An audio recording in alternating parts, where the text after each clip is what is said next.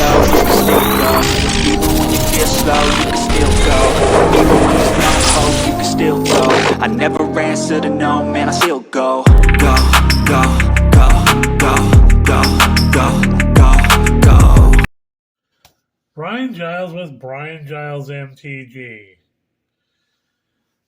And this is the opening day of the official Murders at Karlov Manor spoilers. So, hoo-ha. Let's jump in with Teysa, opulent oligarch. She's a white, a black, and 1 for a 2/3 legendary human advisor. She has Death Touch. At the beginning of your end step, investigate for each opponent who lost life this turn. Whenever a clue you control is put into a graveyard from the battlefield, create a 1/1 white and black spirit creature token with flying. This ability triggers only once each turn. She definitely has some she's a 2/3 with Death Touch, and you can create a clue token. It's your opponent for each opponent who lost life. So, hoo-ha. Here's Kaya's Spirit's Justice. Notice that she still has her Planeswalker Spark, so she's going to be the governing Planeswalker for this set. She's a white and black and 2 for a 3 loyalty legendary Planeswalker Kaya. Whenever one or more creatures you control and or creature cards in your graveyard are put into exile, you may choose a creature card from among them.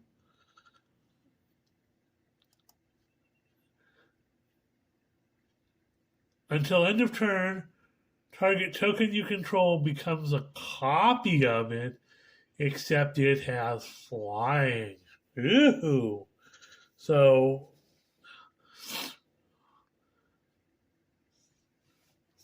she kind of gets around when you exile stuff.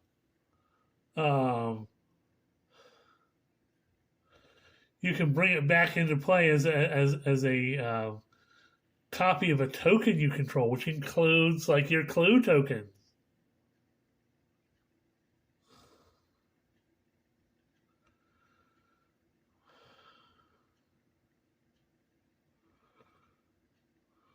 And it gets flying on top of it. So that's a pretty nasty static ability.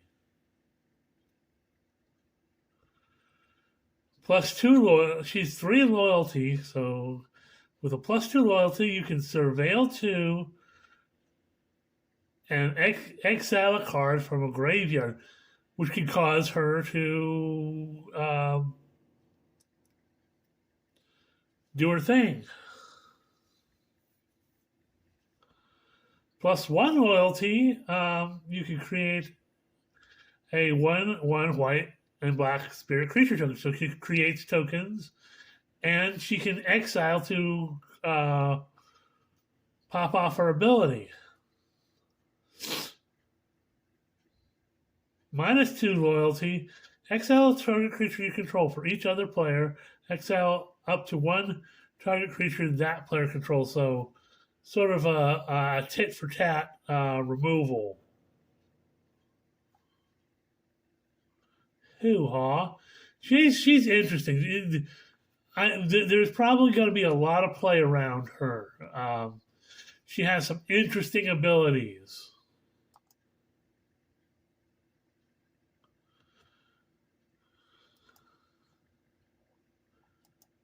Next up, we have Kellen, who seems to appear in every set, everywhere.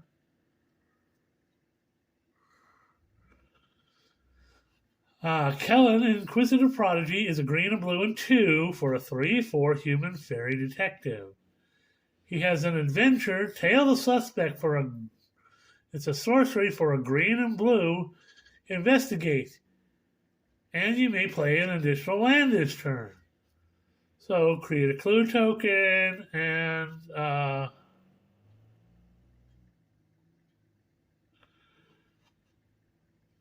you can play an additional land.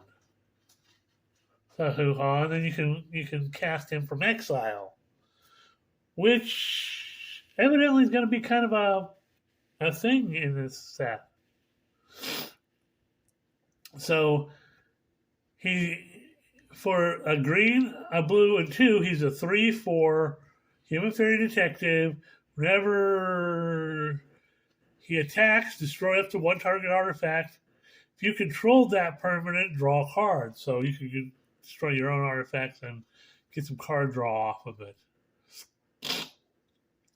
Interesting. Then we have Auspicious Arrival.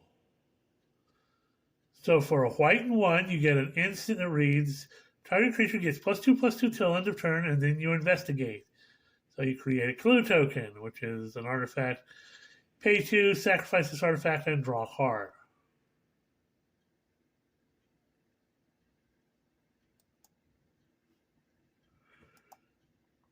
Next up, we have another interesting card, Aurelia's Vindicator. Now, we know that Aurelia is going to be a part of this set, so we get another angel, which is 2 white and 2 for a 4/2 angel with flying, lifelink, and ward 2, which for what you get is not bad.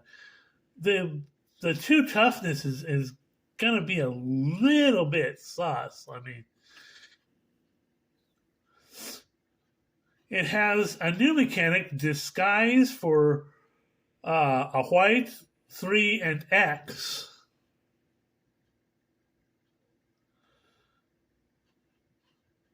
So Disguise means you can put it down as a 2/2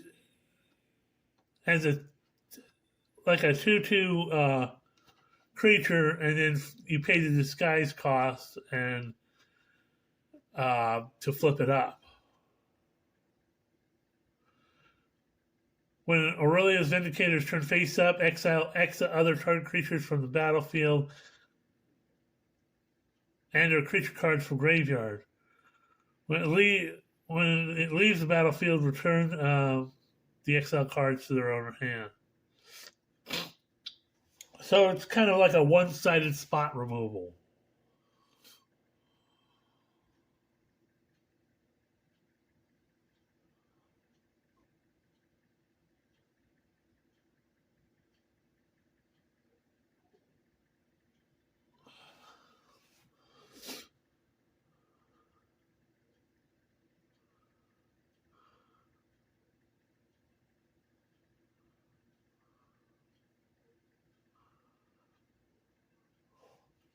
Or you can use it to, I just realized this, you can use it to protect your own creatures from removal.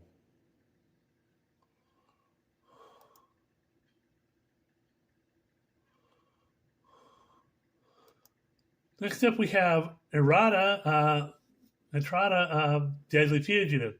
So a blue, black, and 1 for a 1/4 legendary vampire assassin with Death Touch.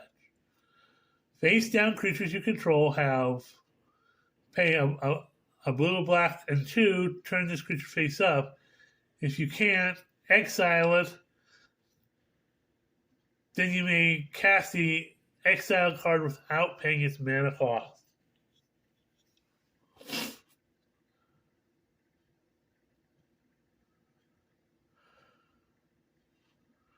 That's an interesting ability. It says whenever assassin you control deals combat damage to an opponent, cloak the top card of that player's library. And I'm not too clear on cloak. I'll have to look it up, but I think it basically you exile that card for a turn, and it comes back onto the top of the library at the end of the turn. I'll try to get a better explanation of cloak in future videos. Next up, we have Artifact Land Clue. So it counts as a clue. So it's called Scene of the Crime. Artifact. Excuse me. Artifact Land Clue enters the battlefield tapped. You can tap it to add a color, and tap it and tap an untapped creature control to add 1 mana of any color, or pay 2 and sacrifice it to draw cards like you would a clue token. So hoo-ha.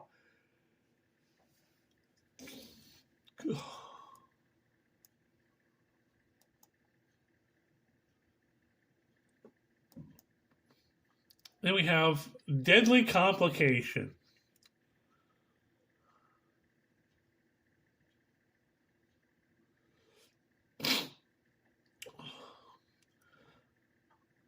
A black, a red, and 1 for a sorcery that reads, choose one or both.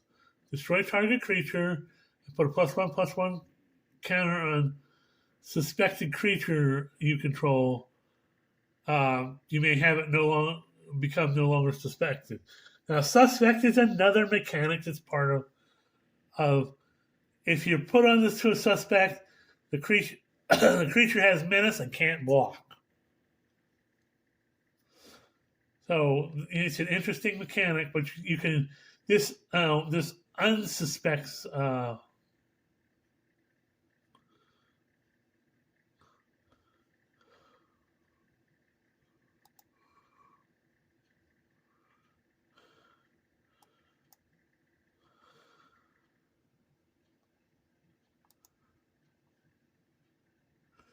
Next up, we have another new. It's a new type of enchantment called a case.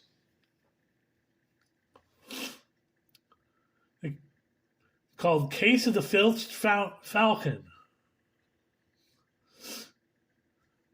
So it's an enchantment. It plays a lot like some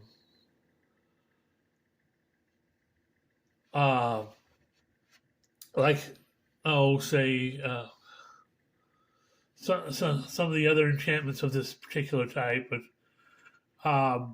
can't think of the name right now. It'll come to me later.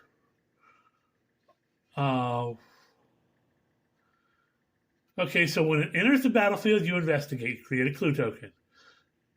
To solve, you got to control 3 or more artifacts.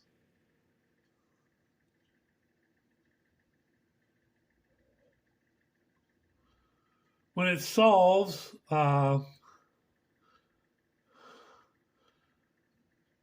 pay a blue and 2, and you sacrifice this case. You sacrifice the enchantment and put 4 +1/+1 counters on a non-creature artifact. Becomes a 0/0 bird creature with flying in addition to its other types. So you get a 4/4 bird.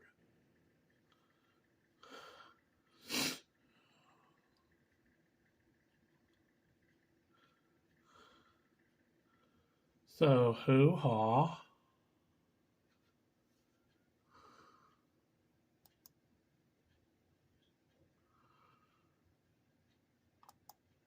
Next up is another interesting card in Argus Cost, Spirit of Justice. He's a red, a white, 2 for a 2/4 legendary spirit detective. He has double strike and vigilance, which in itself, with his power and toughness, is pretty nasty for 4 mana. Whenever he enters the battlefield or attacks, choose up to 1 target creature. If it's suspected, exile it. Otherwise, suspected. So you can make a creature a suspect, or if a creature is suspected, you can exile it.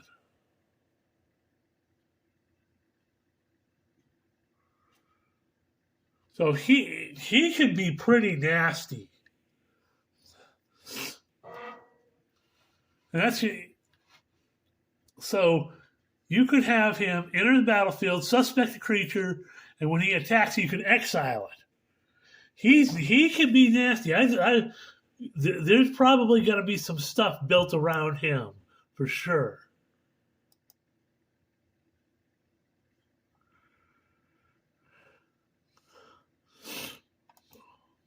Next up, we have Judith, Carnage Connoisseur.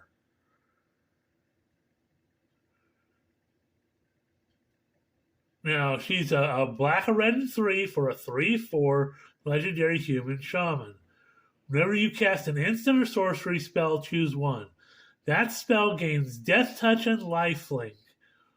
Or create a 2/2 red imp creature token with when this creature dies, it deals 2 damage to each opponent. This card is going to cease to play in Commander for certain. And for instant and sorcery spells, it deals Death Touch and Lifelink. We've seen this on other cards before, but not both. I heard something about a card way back, in some older sets that I wasn't, privy to.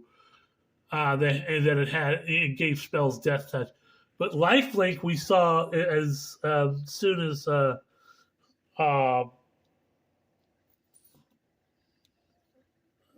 I just had it too. The Strixhaven with the Radiant Scroll Wielder. Major spells have lifelink. So if you're in, especially in the Rakdos colors, you're going to be casting damage spells. So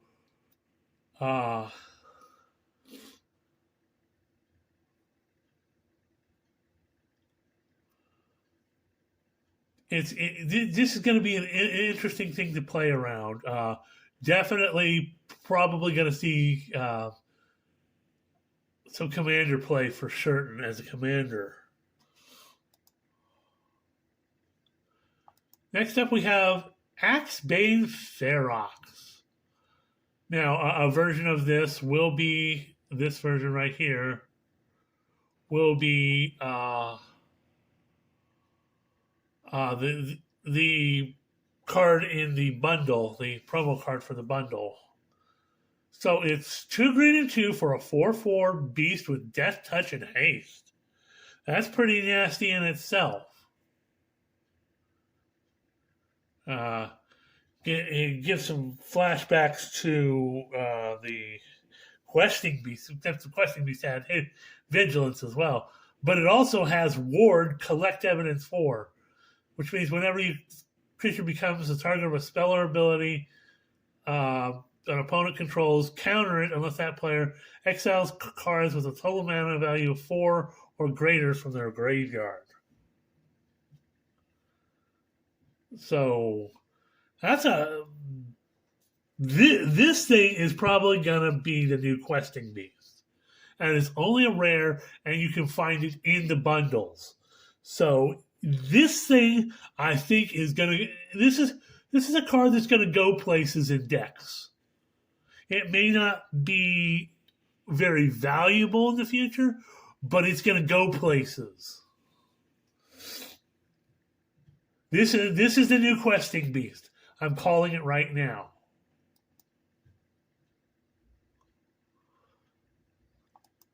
Then we have Massacre Girl, known killer, bringing her back for this set as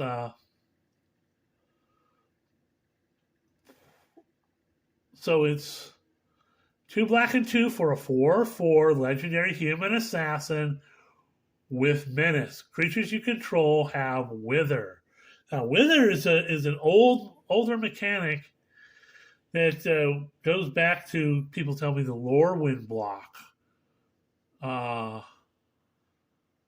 And they deal damage in the form of -1/-1 counters.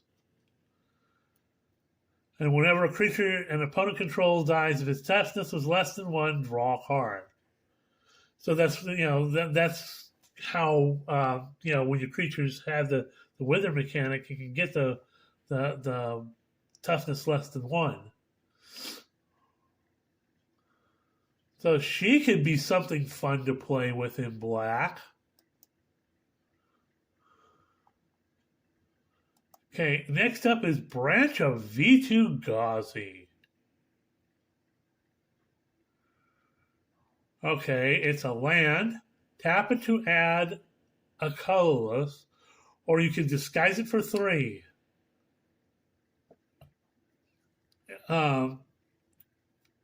Cast cards. It means you can cast this card face down for 3 as a 2/2 creature with Ward 2. Turn face up anytime for disguise cost. When Branch of V2 Ghazi is turned up, add 2 mana of any one color. Till end of turn, you don't lose this mana as steps and faces hand. So this is an interesting land. It might show up, in commander decks. People putting this land because, again, disguise is the new morph, and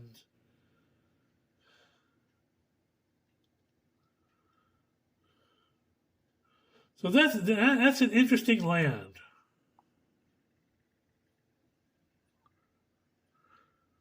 So we're gonna stop there because we're at 21 minutes. Had to check my time. And we're going to say, see you on the next video.